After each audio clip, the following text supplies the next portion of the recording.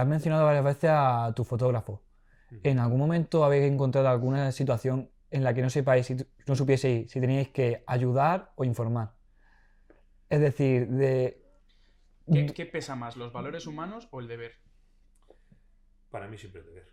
Yo siempre he ido a informar. Yo nunca he tomado parte. He visto situaciones en las que te parece una flagrante injusticia lo que estaba ocurriendo, pero tú estás para informar. O sea, tú vas allí a contar, tú no eres parte, tú eres uno que está por allí. Vas a hacer tus fotos, a ver lo que está ocurriendo, irte inmediatamente al hotel o a tu casa si estás allí domiciliado, escribir lo que acabas de ver con la mayor frescura y rapidez posible y hacerlo llegar. Es decir, un periodista no debe tomar parte. Y ahora que estás hablando o sea, de tomar parte o no, quiero preguntarte por tus experiencias más extremas, tanto del lado bueno como del lado malo. Lo peor que te ha tocado ver y escribir, tanto como lo bueno, como puede ser un acto de salvación heroico o algo así. Hombre, momentos buenos, muchísimos. Momentos buenos, yo, a pesar de determinadas situaciones en las que también se pasa un poco de miedo, aunque cuando eres joven el miedo, la sensación de miedo tiene que ser es algo muy... te toca muy de lejos, ¿no? No percibes el miedo, percibes el riesgo, ¿no? Pero no tienes miedo. Situaciones buenas que recuerde, muchísimas, extraordinarias. Vamos. He vivido situaciones de ver, de hablar con gente extraordinariamente interesante, que cuenta cosas que no se te olvidan nunca, que te regala cosas insignificancias. Tengo guardado como un regalo muy entrañable el pañuelo sandinista de Ernesto Cardenal, que fue ministro de Educación en Nicaragua, un hombre religioso y filósofo con el que daba gusto hablar en un momento muy difícil de Nicaragua. Y también he vivido situaciones, bueno, las mismas conversaciones con Pinochet, que se alargaban porque terminábamos hablando de cosas diferentes a lo que yo le iba a preguntar. Terminé hablando de la vida, ¿no? Sí, interesantes, muy interesantes, ¿no? Yo qué sé, pues recuerdo que Pinochet me regaló unas botas de carabinero, porque las guardias, en cambio de la guardia de carabineros en el Palacio de la Moneda de Santiago de Chile, se producen los viernes, ¿no? Y la primera vez que yo llegué allí, el 14 de abril de ese año, el 88, era viernes, y llegué al Palacio de la Moneda y estaban haciendo el cambio de la guardia de carabineros, que es un espectáculo militar, un desfile precioso. Sorprendente que entraban en la Plaza de la Moneda, por la calle Morandé, que es las imágenes del golpe de Estado de Pinochet del 73, cuando la gente del Palacio de la Moneda sale huyendo del Palacio de la Moneda, sale por esa calle, por la calle Morandé. Bueno, pues la Guardia de Carabineros entrante entraba cantando en la Plaza de la Moneda la canción de Nino Bravo, Libre, a voz en grito. Y algo realmente sorprendente, ¿qué hacen estos tíos cantando el Libre de Nino Bravo en el 88, ¿no?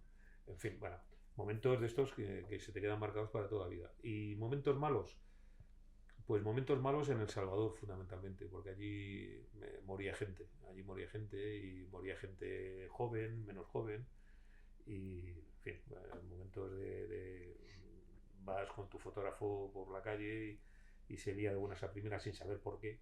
Sería allí una balacera, un tiroteo y muere gente.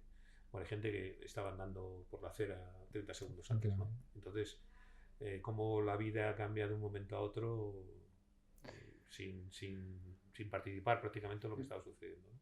¿Y llegaste a perder algún compañero en estos tiroteos que se dieron? Pues perdí a 2 amigos de France Press en Nicaragua, porque se estrelló un helicóptero en el que iban ellos en el proceso de desarme.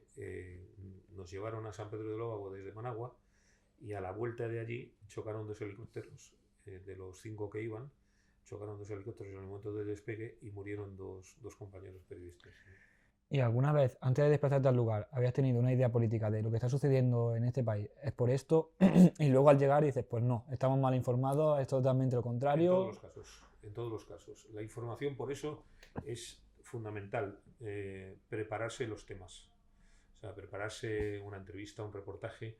O sea, nunca sobre todo un reportaje, nunca está acabado. O sea, se acaba el reportaje porque te obligan a entregar el texto, porque se tiene que editar, se tiene que publicar, se tiene que emitir, pero nunca se acaba. O sea, un reportaje, un artículo nunca está acabado, siempre está inconcluso, siempre falta un dato, siempre falta una frase, siempre falta un entrecomillado, siempre falta algo, ¿no?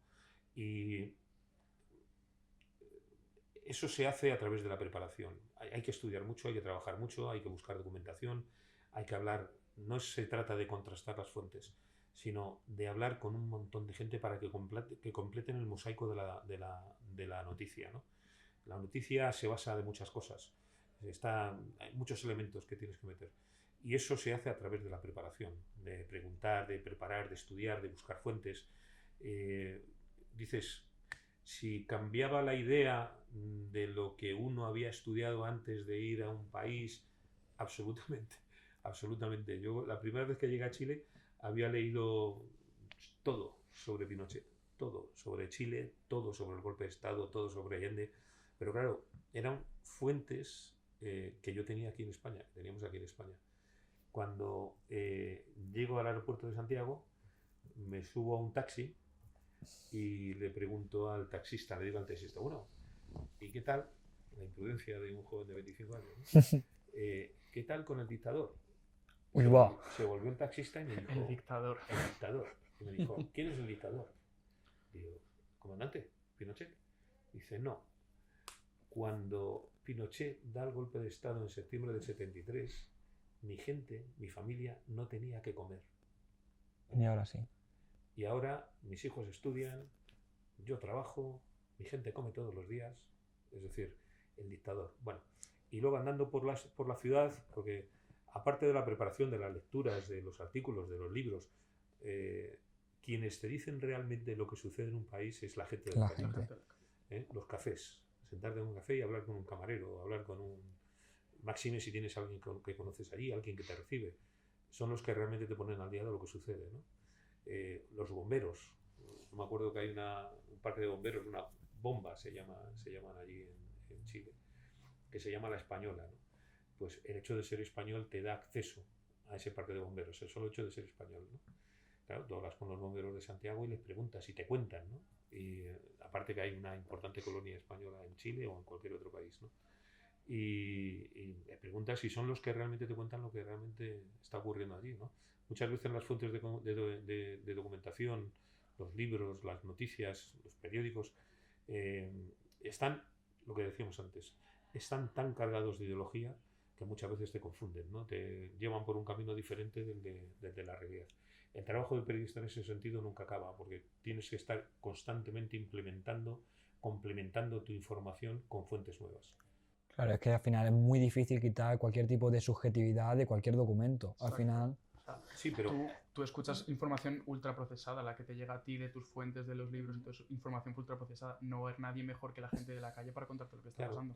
Por eso el contrastar las fuentes, ¿no? Por eso contrastar, es decir, tú puedes buscar información de distintas fuentes, pero esto es aquello de los juegos de suma y resta, ¿no? Es decir, tú vas sumando información y al final, después de tamizar todo eso, te queda una idea. Es decir, sumando informaciones, contrastando informaciones, terminas diciendo, lo que he leído en el primer artículo, el primer libro que leí, no es tanto así porque este otro libro o esta otra persona me ha contado una cosa diferente, ¿no?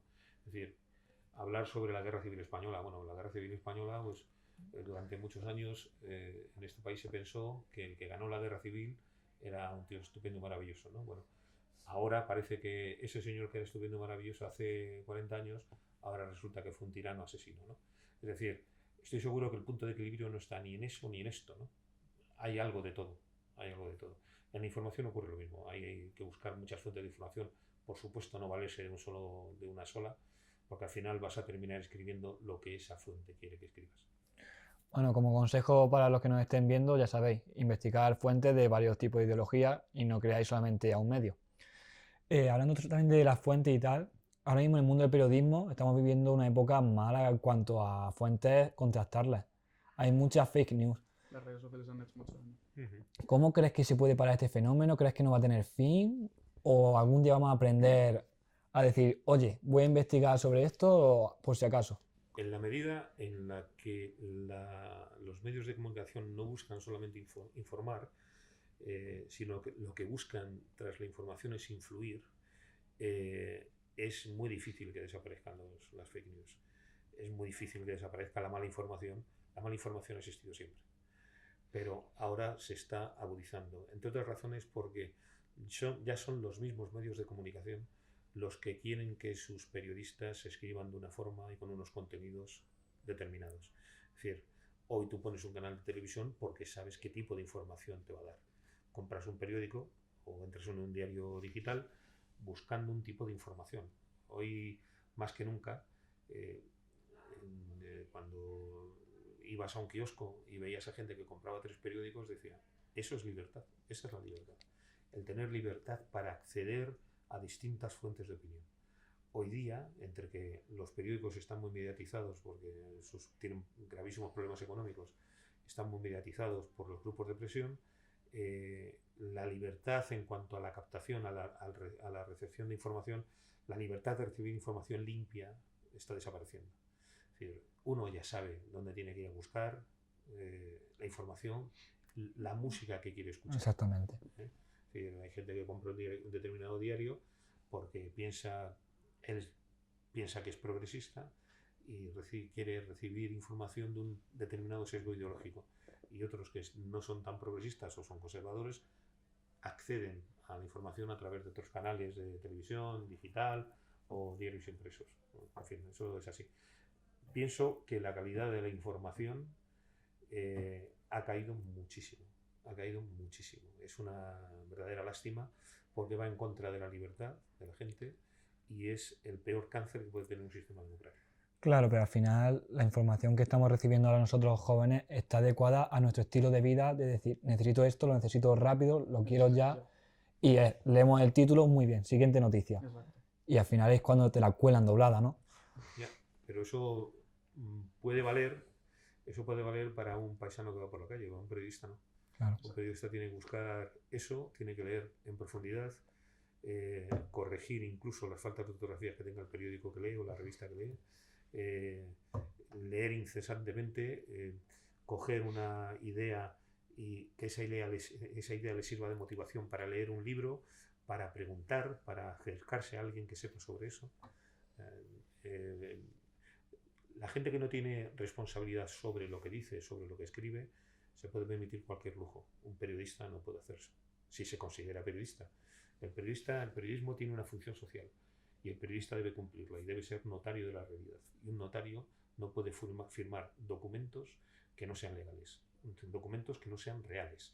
Y un periodista no puede permitirse escribir lo que sea sin contrastar, sin estar seguro de lo que dice. Pero claro, realmente, ¿cuándo estás bien informado? ¿Cuándo has contratado bien la información? Porque si tú lees un periódico de izquierdas y luego lees un periódico de derechas, por mucho que leas los dos extremos, no vas a estar en el medio, sino que vas a tener la información de los dos según cómo te la han querido contar. ¿Cuándo es realmente cuando estás bien informado? ¿Cuándo has estado ahí dentro? Yo creo que estás bien informado cuando crees que conoces o que tienes elementos de juicio. Elementos de juicio no frívolo. Cuando llega un punto en el que tu sentido común dice que las cosas deben ser más o menos como tú las crees después de haber accedido, de haber buscado información. Es decir, cuando todo lo que has leído, todo lo que te han contado, a todo lo que has tenido acceso, te conforma esa idea final, yo creo que ese es el camino. Es decir, tú no puedes valerte de un periódico, de otro periódico, solo de un periódico y de otro periódico. Tienes que hablar con gente que sabe, o sea, con gente que te puede resumir un artículo de prensa en 4 frases. Eso es lo que hay que buscar. Hay que buscar, porque el periodista no es un escritor de libros. Un periodista tiene que hacer que describir lo que sucede de una forma rápida, ágil, ¿no? La noticia es una relación sucinta, completa, clara y ordenada de un hecho verdadero, concreto y interés general. Eso es una noticia. Tienes que obedecer a aquellas 6 preguntas de Warren, ¿no? ¿Qué, quién, cómo, cuándo, dónde, por qué? De la forma más rápida, más ágil posible. Cuando tú tienes información para contestar a eso y contestar de una forma clara, ya eres periodista. En fin, cierto es que cuando trabajas en un medio, el medio tamiza tu forma de escribir. Tamiza tu forma de escribir. Hay medios más moderados, otros que son más radicales. Pero eso no debe ocultar la verdad de lo que tú tienes que decir. Y un periodista tiene que defender ante su redactor jefe, ante su subdirector, su jefe de sección. Un periodista tiene que defender lo que piensa, lo que ha escrito. Tiene que defenderlo porque ahí está la realidad de su trabajo. Eso es lo que él tiene que contar. Muchas veces, cuando eres redactor de un medio escrito, sobre todo de un medio escrito, tú presentas tus originales y el redactor jefe te tacha, o te quita, o te dice que digas. Dices, yo escribo esto porque al final harás lo que te dice tu jefe, lógicamente, si quieres permanecer en ese puesto de trabajo. Pero tú tienes que defender lo que crees. O sea, ahí está la personalidad del periodista. O sea, tú no puedes, tu trabajo no se puede doblegar al primer problema que te pone. Muchas veces te miden, tus jefes te miden cuál es tu nivel de convencimiento sobre lo que es escrito. Entonces, el periodista tiene una función social, tiene que cumplirla. Y esa función social es la de contar lo que sabe de una forma clara. Contar lo que sabe, que lo ha conocido a través de su investigación, de sus conversaciones con gente. Contar lo que sabe, esa es su obligación, la obligación moral del periodista. Contar lo que sabe de una forma clara, sencilla, con intención de informar, de transmitir tu conocimiento al resto de la gente. No todo el mundo se dedica a buscar información para contársela a otros. Esa es la función del periodista y la tiene que cumplir. Claro, la función del periodista, pero un periodista para poder hacer todo eso necesita ciertos estudios. Antes has mencionado que un periodista no puede ser un notario y firmar. Hablemos del intrusismo laboral. ¿También se daba ya en tu tiempo tanto como se da ahora mismo? ¿O no. Ha decaído mucho la profesión del periodismo por eso? Sí. Quizás sea una de las partes por las que la gente haya perdido la credibilidad en los medios. Es que las formas de comunicar han cambiado muchísimo, ¿no? Ahora las formas de comunicación a través de, bueno, yo qué sé, sobre todo en medios de escribir, los medios escritos son más complicados porque no todo el mundo sabe escribir, desgraciadamente, ¿no? Ya no te hablo de faltas de ortografía, sino pura sintaxis. Hay gente que no sabe componer una frase. En televisión, claro, la televisión necesita llamar la atención constantemente. Y los periodistas que se tienen que formar y que se tienen que informar no tienen tiempo para estar constantemente en tertulias, tienen que documentar sus ideas. Claro, cuando los medios de comunicación, sobre todo audiovisuales, no tienen dinero para hacer grandes programas, grandes documentales, comprar derechos sobre películas, y no se ven abocados a llenar espacios. ¿Y esos espacios cómo se llenan? Con tertulias. Hoy tertuliano puede ser cualquiera que grite mucho en un medio de comunicación, ya es tertuliano. Y ese tertuliano basta que tenga una adscripción ideológica política determinada para ser admitido o no admitido en determinado medio de comunicación. Entonces, es decir, intrusismo, absolutamente. Muchas veces el trabajo del periodista se basa en desmentir lo que dicen los tertulianos en determinados programas. ¿Por qué? Porque opinar es libre. Opinar es libre. Y hay gente que, a pesar de su escasísima preparación intelectual, tienen un poder tremendo para condicionar la forma de pensar de un montón de gente que ve la televisión, por ejemplo, ¿no? Es decir, a mí me fascina que hay gente que no sabe hacerlo con un canuto, les pones delante de un micrófono en televisión y parecen doctores, ¿eh? No tienen ni idea de lo que están hablando, no dicen más que lugares comunes, auténticas aberraciones, y parece que, bueno, que son gente que son doctores en cualquiera de los temas que tratan a diario, ¿no? No se puede conocer tanto de tantas cosas, por tanto ese conocimiento es falso. Entonces, bueno, intrusismo, muchísimo intrusismo. Ahora mismo es difícil encontrar un periodista en ciertas tertulias, son más opinadores, ¿no? Intrusismo, todo. Pero vamos, siempre ha habido gente que ha tenido habilidad para escribir y han colaborado en medios de comunicación, pero como en este momento yo creo que ninguno. A medida que la calidad de la comunicación, a medida que la calidad de la información va decayendo, van apareciendo opinadores que opinan de todo sin saber prácticamente de nada, o de muy pocas cosas. Vaya. Si quieres vamos cortando. La última pregunta que te queríamos hacer es, ¿qué le dirías a alguien que quiere estudiar periodismo y que quiere hacer periodismo de guerra? Como puede ser mi caso, por ejemplo. Pues animarlos profundísimamente, porque yo pienso que hay pocas cosas tan gratificantes, tan bonitas, como asistir a cosas, ver cosas, hablar con gente y luego contarlas. No hay cosa más, en fin, gratificante que escribir un reportaje y ver tu firma al pie, ¿no? Y encontrarte en el metro o encontrarte en cualquier sitio a alguien que está leyendo la revista el artículo que tú has escrito. Es una sensación muy gratificante. Y luego el tener acceso a gente que de otra forma es imposible. O sea, gente que no siendo periodista te abren la puerta para que puedas hablar con ellos, sentarte y tener para ti a un personaje que marca la historia de su país, tenerlo para ti durante una hora, es algo que recuerdas toda la vida. El hacer una campaña electoral con alguien que luego se termina convirtiendo en presidente de su país, compartir, yo qué sé, de todo, ¿no? Hablar pues desde recetas de cocina hasta de dónde proceden sus padres, que resulta que eran gallegos o que eran no sé qué, y que hace 6 generaciones migraron a América, ¿no? América o cualquier otro sitio. Es decir, en fin, yo animo a los jóvenes en general, pero si alguien tiene vocación, el periodismo es algo vocacional, nadie puede ser funcionario del periodismo, esto tiene que ser por vocación, o sea, te tiene que gustar, tienes que estar dispuesto a sacrificar, pero muchas veces ese sacrificio tiene una compensación inmediata, directa, una satisfacción, una compensación de hacer lo que realmente te gusta. A mí siempre me gustó. Cuando dejé la prensa, la dejé convencido de que había dejado de gustarme. Lo que me quedaba por hacer no me iba a gustar.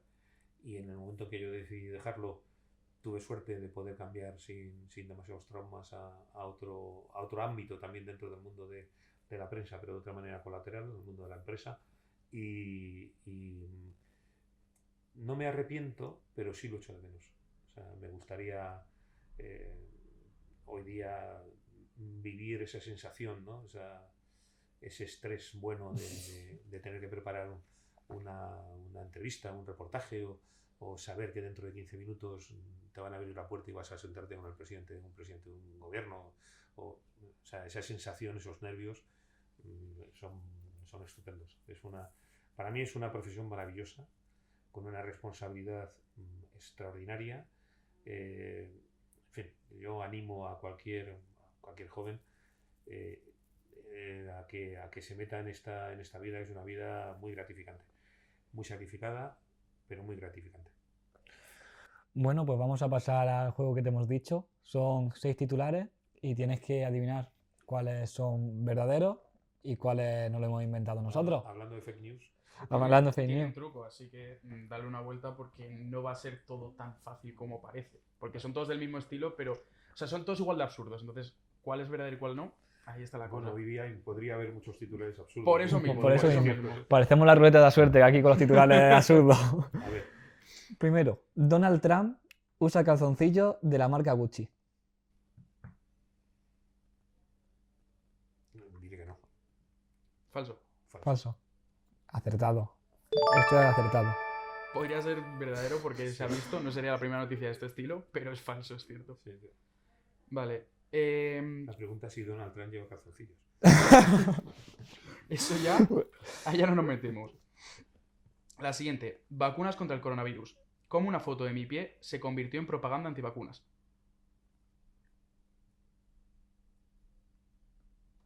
Diré que es falso también, pero vamos, no sé. ¿Tu última respuesta? Falso. Es falso. Es falso. Vayamos con el siguiente. Un joven se queda con un cable USB dentro de la uretra al intentar medir su pene. Eso puede ser verdadero. Esto es lo suficientemente loco, ¿verdad? Para ser verdadero. Sí, vamos, no me extrañaría. Última respuesta verdadera, entonces. Verdadero, sí. Correcto. Me esperaba algo más difícil. Sí. El siguiente. Dwayne Johnson confiesa por qué orina en botellas de plástico cuando entrena en el gimnasio. Puede ser verdadero, sí. Sí. ¿Verdadero? Verdadero. Verdadero. Vamos con el siguiente, a ver si falla alguna Ya o va a solo quedan acertar dos, ya todo. solo quedan dos, esperemos que falles. Se nota que se ha dado bien esto del periodismo. Encuentran a un hombre ahogado en una playa con un boleto ganador de lotería en el bolsillo. Estaba borracho, no sé. Puede ser cierto, sí. ¿También Podría ser cierto, sí. cierto tu última respuesta? Pues también. Y ya el último, a ver si aquí suena la flauta. Hombre sale al grito de mantener un Ferrari es más barato que la luz. Puede ser verdadero, voy a decir que es falso. Pero vamos, falso. ¿Estás seguro que no quieres cambiar? No quiero cambiar. Pues es falso. No te hemos pillado entonces ninguno. 6 de 6, lo cual me parece increíble. Me parece espectacular, sí, sí. Podría ser verdadero. ¿eh? Sí, no, por eso, esa es la cosa, que todos podrían ser verdaderos o podrían ser falsos. Por eso me parece increíble que hayas acertado todos. Bueno, pues muchísimas gracias por concedernos este tiempo. Y ya la última pregunta de todas, si te gustaría que alguien más se pasase por la Gaceta de Cristal, que es nuestro medio. Que yo conociese. Sí, que conozca. A quien seas. No tiene por qué ser Quien se te periodista, venga a la quizá alguien que te hayas presentado a lo largo de tu vida. Pues podría... Hombre, tengo un muy buen amigo periodista. Lo que pasa es que él se dedica al periodismo de viajes. No sé si os puede interesar. Este podría ser un ¿cómo se llama? Un Willy Fogg, ¿no? Que ha recorrido el mundo 20 veces. ¿Sí? Bueno, pues le puedo hablar de vosotros.